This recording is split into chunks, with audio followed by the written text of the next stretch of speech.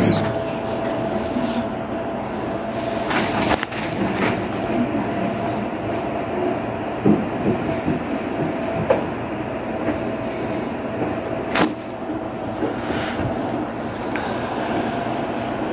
Dharma, extremamente profundo, de uma profundidade infinita, é raramente encontrado mesmo em milhões de discípulos universais. Possamos nós agora ouvi-lo, aprendê-lo, guardá-lo. Ouçamos cuidadosamente as palavras do Tathagata.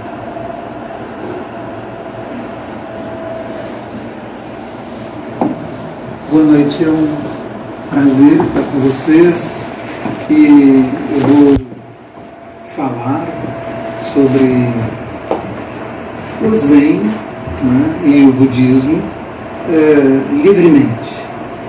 E depois nós vamos abrir para um diálogo, para perguntas, e eu terei prazer em responder o que vocês colocarem.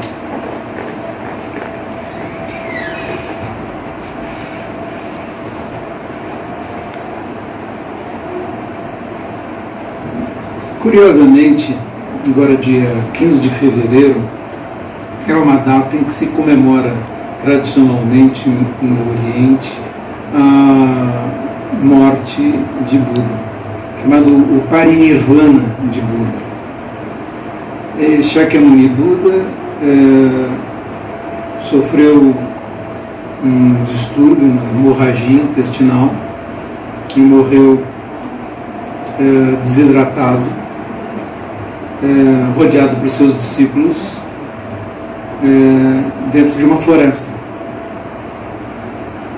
Até hoje nós temos o hábito de colocar água na frente da estátua de Buda, porque ele pediu água para Ananda, seu secretário, seu discípulo mais próximo, que era também seu primo.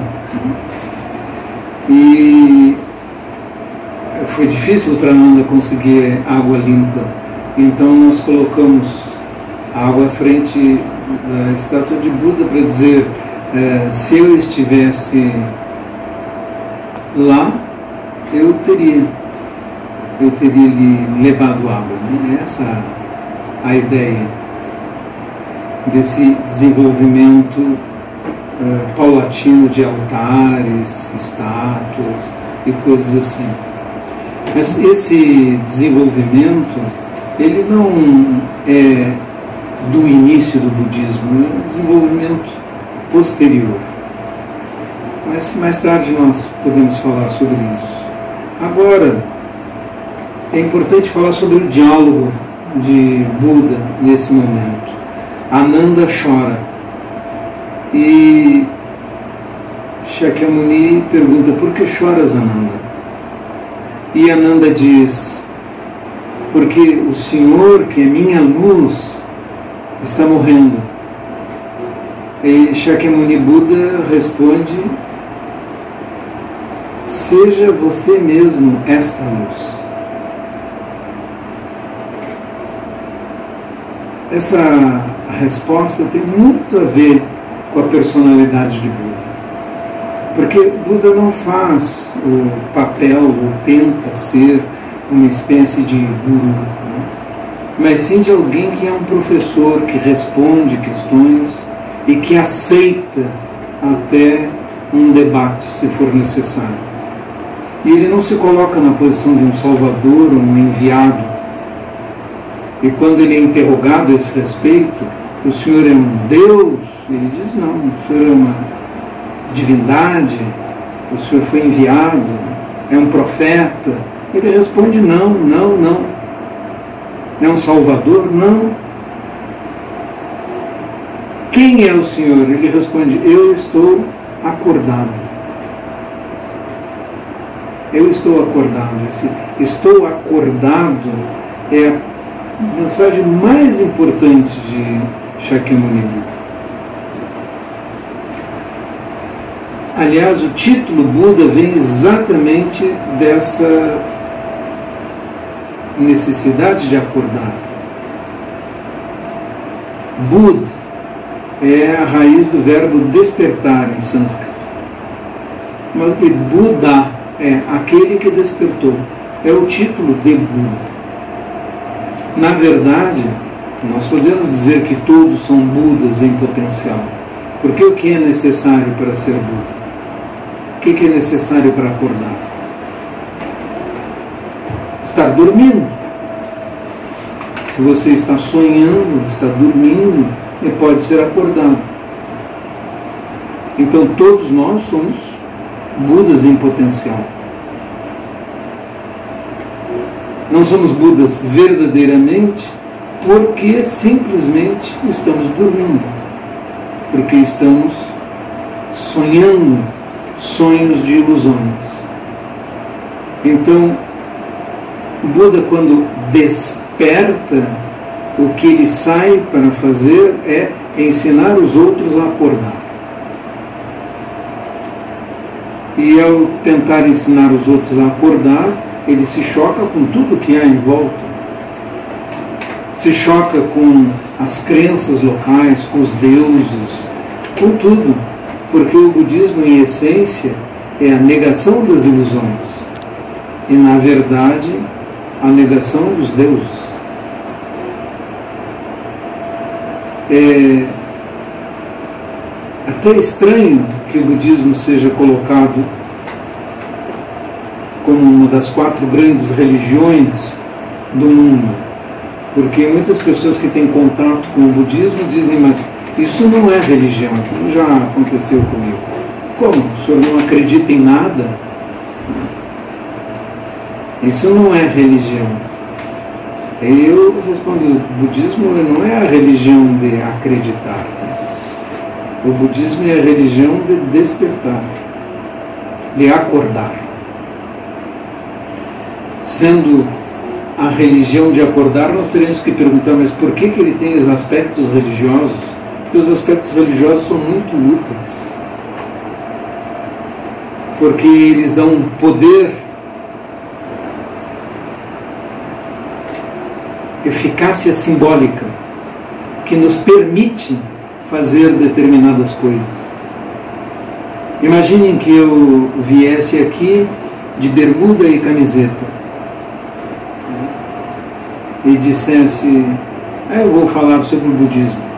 Não teria nem de longe o peso que tem ser monge, ser mestre zen, vestir as roupas tradicionais, e aí então, porque existe essa eficácia simbólica, você é ouvido. Quem são os praticantes de teatro aqui? Tá lá. Eu ia fazer um paralelo, mas é só você tá lá. No teatro grego se usavam máscaras. Essas máscaras chamam-se personas. Porque você coloca a máscara e assume uma determinada ideia, um determinado personagem, e aí você é uma persona com a máscara. Na verdade, o monge usa uma máscara para ter uma eficácia teatral. Então eu diria que o budismo usa tudo que está a seu alcance, inclusive os métodos religiosos, para ser mais eficaz. Porque o seu objetivo último é altamente espiritual, mas é uma espiritualidade que está descartando as crenças, que não considera as crenças, ou os medos, ou propugnar uma divindade qualquer que nos premia, ou que nos castiga, ou a existência de lugares especiais para os privilegiados escolhidos e outros para aqueles que assim não foram. Então o budismo é uma enorme revolução. 2500 anos atrás, o Buda propugnou para os monges e monjas as mesmas roupas, os mesmos títulos, a mesma cabeça raspada. De modo que você não pudesse dizer é homem ou mulher, é transexual ou não. Isso é da casta dos párias ou da casta dos brahmanes. No budismo, como fundado por Buda, só existem seres. Sequer você pode dizer homem, mulher. Porque quando você diz homem, mulher, você já criou uma distinção, uma divisão.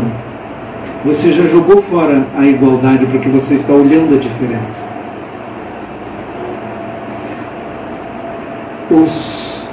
As castas usavam cabelos especiais, ou roupas especiais. Alguns podiam usar tal cabelo, outros não. Então Buda cortou seus cabelos e raspou os cabelos de todos os monges. Nós abdicamos, então, simbolicamente, ao raspar a cabeça, de toda a vaidade, de toda a propugnação de uma determinada categoria. Seja ela casta, seja ela sexo, seja ela o que for. Não existe. Então, quando qualquer pessoa levanta ou se refere à diferença, ela tem que ser olhada com estranheza. Porque dentro da comunidade monástica budista, essa diferença não pode existir. Ela contraria os ensinamentos de Buda.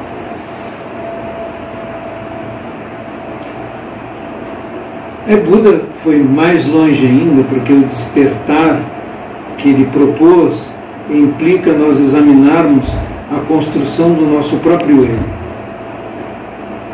E ele ensina que este eu é meramente uma construção. Que nós construímos uma identidade nas nossas vidas e acreditamos nela. Mas que esta identidade, ela também é falsa. O eu é falso.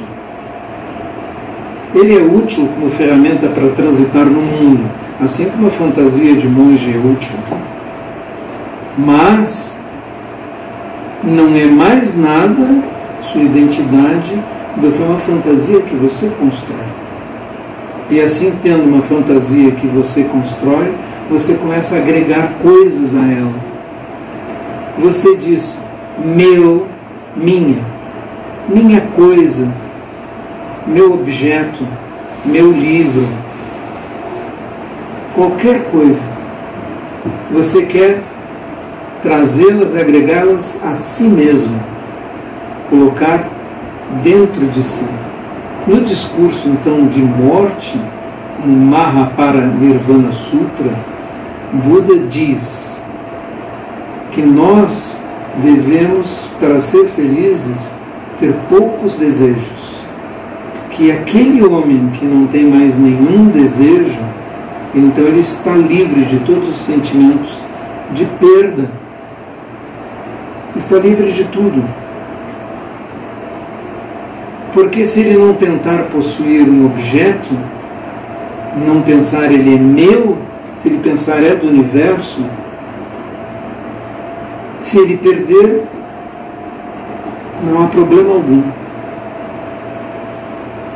Mas se ele se agarrar a ele, ele vai sofrer por aquele objeto. Por isso as pessoas têm cofres, trancas, chaves para guardar as suas coisas, e por isso sofrem quando as suas coisas são destruídas ou perdidas. Mas eles também pensam meu, minha, sobre as outras pessoas, meus alunos,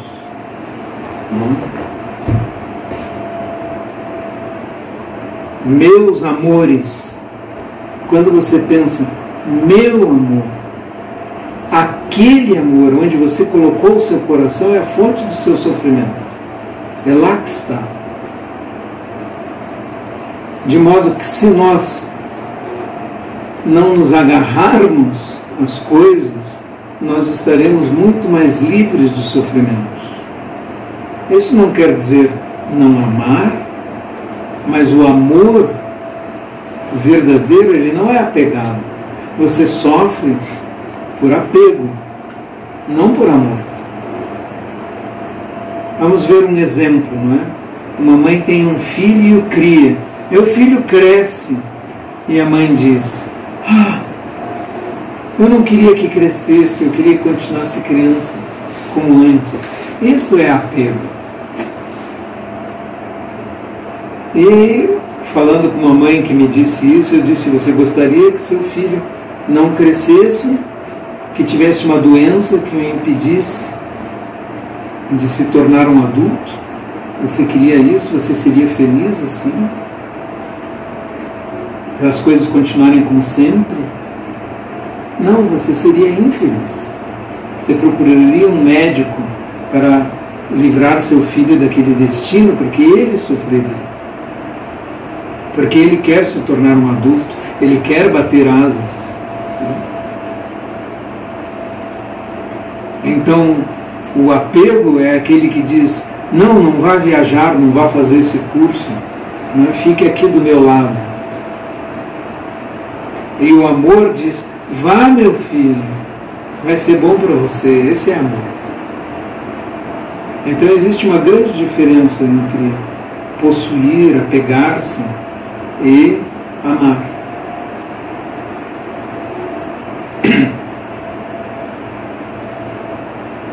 Esses dias uma moça esteve na minha casa e disse: eu gostaria de ler esse livro. Eu peguei o livro imediatamente dei para ela. Não, leve para ler. Mas o senhor tem outro? Não, eu só tenho esse, mas esse meu livro está na estante. Eu já li. Né? Quanto mais eu emprestá-lo, quanto mais ele sair da minha mão, melhor. Mais feliz é você.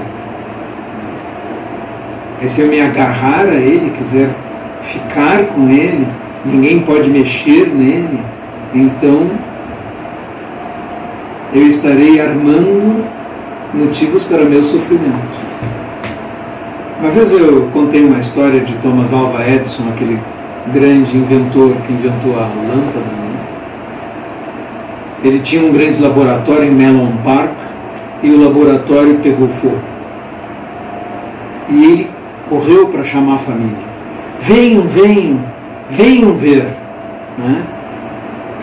E reuniu os filhos e a mulher para ver aquele incêndio, produtos químicos, celulose e tudo que ele tinha acumulado lá. E a mulher disse: eu não estou entendendo. Como você está tão contente com o seu laboratório pegando fogo? Ele disse: vocês nunca vão ver um incêndio como esse. É a primeira coisa. A segunda coisa, eu estou pensando no laboratório que eu vou construir agora sem os defeitos desse. Meu novo laboratório. Então a ideia do novo laboratório encheu a mente dele de alegria.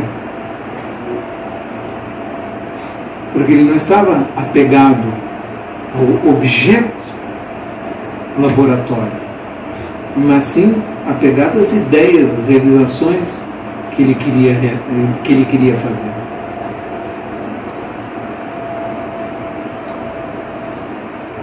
Então, Buda falece e deixa esses ensinamentos brilhantes. E o que os homens fazem? Durante 300 anos sequer fizeram status de Buda. Quando queria se representar Buda, representavam-se pegadas no chão.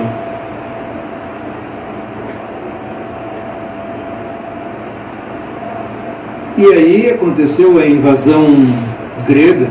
Alexandre o Grande, filho de Filipe da Macedônia, com seus macedônios e sua falange grega de lanças e sua nova tecnologia militar da floresta de lanças, conquista o mundo e invade e chega até a Índia. Junto com os gregos vem a estatuária grega. Então constrói-se as primeiras estátuas de Buda. E as primeiras estátuas de Buda tem nariz grego, roupas gregas, até bigodes gregos. É o período Gandhara da estatuária.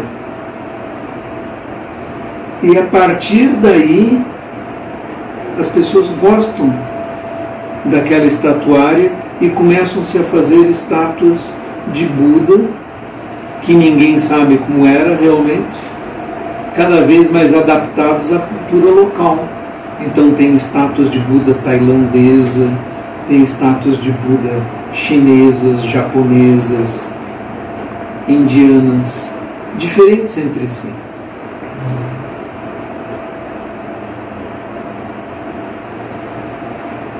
Está certo? Claro, está certo. É porque existem estátuas. Só porque as pessoas gostam de estátuas. É por isso que existem altares.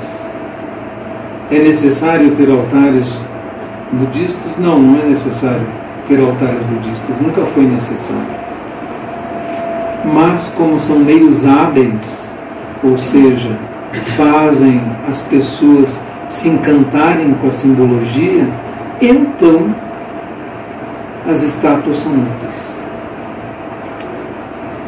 E não ocorre a nenhum mestre budista jogar as estátuas fora. Não tem problema. Mas se alguém diz: monge, eu não tenho dinheiro para comprar uma estátua e queria fazer um altar budista na minha casa, eu põe uma pedra. Põe uma pedra no altar. Está bem? Não tem mal algum. Qualquer coisa estaria bem. Porque Buda em si é vazio da necessidade desta simbologia. O budismo se expande, sai da Índia, chega à China, e na China, durante 500 anos, o budismo foi se tornando progressivamente religioso. Isso explica o famoso diálogo de Bodhidharma com o imperador Wu. Bodhidharma chega à frente do imperador Wu e o imperador pergunta: eu construí muitos templos e mosteiros para o budismo, que méritos eu acumulei nos céus por causa disso? E Bodhidharma, que era um mestre zen, como diz uma aluna minha, o senhor espanta os alunos com essas coisas. O zen é assim, né? Ele diz: mérito nenhum, majestade. E aí o imperador pergunta: mas então, qual é a grande verdade da sagrada doutrina? E Bodhidharma responde: vazio ilimitado. Ou seja, nenhuma coisa tem um eu dentro de si. Todas as coisas são vazias de um eu. São vocês que constroem seus eus. Não existem eus de verdade. São fantasias momentâneas.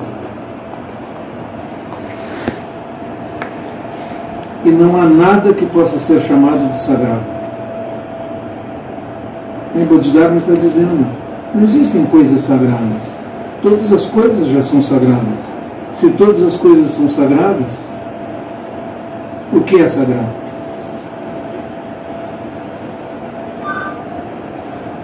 Não se pode postular a sacralidade das coisas. Aí o imperador se irrita, né? E diz: então quem é que eu tenho na minha frente? E Bodhidharma responde: não faço a menor ideia. O que é uma resposta condizente com a parte da segunda, né? Os eus são construídos. Ele diz: quem é que eu tenho na minha frente? Ele diz: não faço a menor ideia. Aqui não tem nenhum eu para responder a você. Não estou me importando com o que o imperador pensa de mim. Ele vira as costas e vai embora. O imperador depois escreve um poema e diz assim: eu o vi sem ver, e manda procurá-lo, mas Bodhidharma se esconde numa caverna em Shaolin e fica lá 9 anos. Quando alunos vêm procurá-lo, ele não os atende. 9 anos depois, um rapaz vem em frente da caverna e fica 3 dias em pé, sem comer nem beber. Na terceira noite, neva. A neve cobre os pés de Ruiko, esse jovem. Ele fica desesperado e dá um talho no braço para jurar pelo seu sangue, sua sinceridade. E vendo o sangue pingar na neve, Bodhidharma acha que ele está ali a sério. E vai até ele e pergunta: muito bem, o que você quer? Ruiko diz: mestre, minha alma não tem paz. Pacifica minha alma. Bodhidharma responde: me mostra a tua alma e eu a pacificarei. Ruiko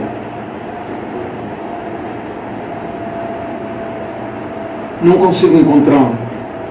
Bodhidharma: pronto, já pacifiquei tua alma. E Ruiko torna-se aluno de Bodhidharma e fica com ele e é o sucessor de Bodhidharma. Bodhidharma é o 26º patriarca da minha linhagem, Ruiko é o 27º.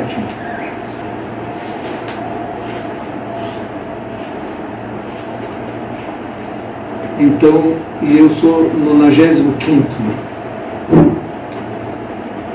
Essa é a tradição da linhagem no Zen, desde Buda até hoje, sem parar, passando a lâmpada de uma pessoa para outra.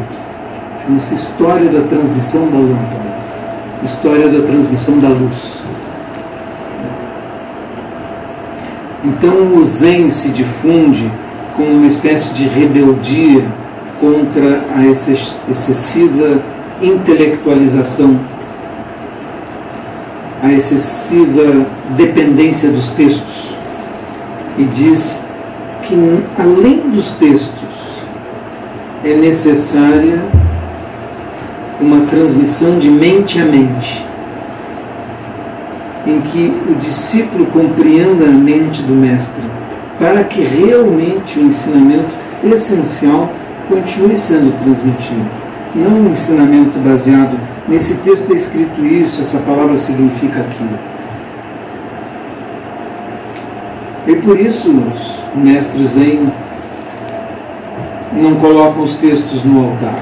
Nos templos Zen não se coloca os textos no altar. Coloca-se em outro lugar. Diz que em um templo o mestre mandou colocar os sutras, os textos, perto dos banheiros. E um belo dia um monge começou a usá-los para finalidades inglórias. O mestre mandou chamá-lo. Perguntou: o que você está fazendo? E o monge disse: eu descobri que esses textos não passam de papéis sujos de tinta, porque tem a sabedoria dos outros que é inútil para mim. Isso é útil para mim aquilo que eu consigo experimentar. Então eu resolvi dar a esses papéis um destino mais útil. E o mestre olhou para ele e respondeu: se você tem um traseiro iluminado, então use papel limpo. Essa é uma típica história Zen. Tem algo de ultrajante, né? Mas o Zen se desenvolve muito dentro da China Tang, ao redor do século X, do século VIII, IX, até o século XI, XII. É o período áureo do Zen. Os monastérios têm muitos monges, mas os monges são antimilitaristas. E o imperador desconfia que o império vai ser prejudicado por tantos monges escapando do serviço militar. E resolve destruir os monastérios e acabar com essa história de budismo, essa religião estrangeira que tinha invadido a China. O mesmo acontecimento vem acontecer no Japão no final do século XIX, em que o Japão quer se transformar em império e durante quase 300 anos ele ficou isolado como um país budista e sem invadir nenhum outro país. Mas o Japão quer se militarizar e levar o shintoísmo como religião nacional, porque faz um imperador um deus. E o budismo, mais uma vez, acusado de religião estrangeira, que não respeita os deuses nacionais. Então o budismo é perseguido, até por éditos imperiais, na década de 1870. O resultado é que o Japão se militariza, torna-se um império, invade a Manchúria, a Coreia, comete muitas atrocidades e vocês sabem como tudo termina. Essa é uma história que tem um final interessante, porque vocês estão aqui ouvindo sobre o Zen, porque o Japão perdeu a guerra. Porque acreditava-se que os ocidentais não eram capazes de entender o Zen. Nossos próprios psicólogos, cientistas, Carl Jung escreve em 1910, no seu livro Psicanálise, Psicologia e Religião Oriental, que o Zen é complicado demais para ser entendido pela mente ocidental e que nunca vai dar certo. Mas pelo que a gente está vendo, pode ser pouca gente, mas vem crescendo, vem dando certo e tendo uma influência. É mais importante para o Zen ter influência cultural do que ter seguidores denodados, né? Porque os seguidores e praticantes sempre foram poucos, mesmo no Oriente, mas a influência cultural do Zen budismo foi enorme, penetrou em todas as artes, na filosofia, na literatura, em tudo. E o mesmo fenômeno vem acontecendo aqui no Ocidente. Os praticantes são poucos, mas a penetração das ideias que vieram do budismo, como karma, como não eu, como a possibilidade de uma espiritualidade sem uma divindade,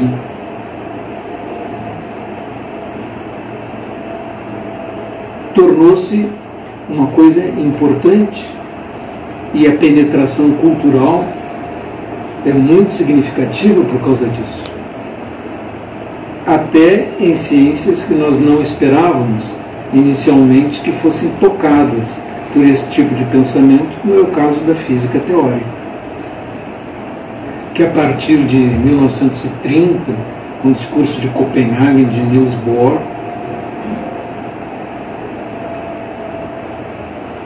a ideia budista começou a fazer sentido quando antes parecia impenetrável, incompreensível. Mas de repente,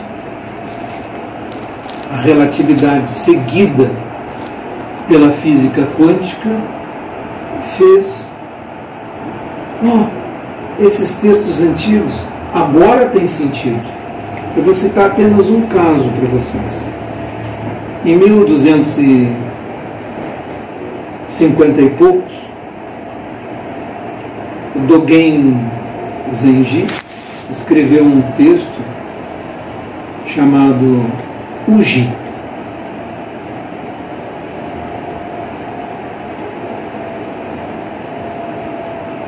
Acredito que não foi em 1950 e poucos, mas na década anterior, porque Dogen Zenji morreu em 1253. E nesse texto ele diz: tudo é tempo, nada existe que não seja tempo. O nome do texto é Ser no Tempo. E a proposta parecia uma apreciação esotérica, incompreensível a respeito do tempo, declarar que as coisas são tempo. Mas agora, para nós, depois de tudo que aconteceu no século XX, na ciência, parece fazer sentido. Eu acho fantástico que um texto que foi escrito 800 anos antes tenha esse efeito agora. Mas nós devemos olhar os textos budistas antigos com imenso respeito, porque as propostas de Buda foram revolucionárias demais para a sua época. Desde aquele tópico que eu abordei no início sobre a igualdade de todos os seres, as não distinções, até questões como essa, que o tempo, no fundo, é a matéria de que nós fomos feitos.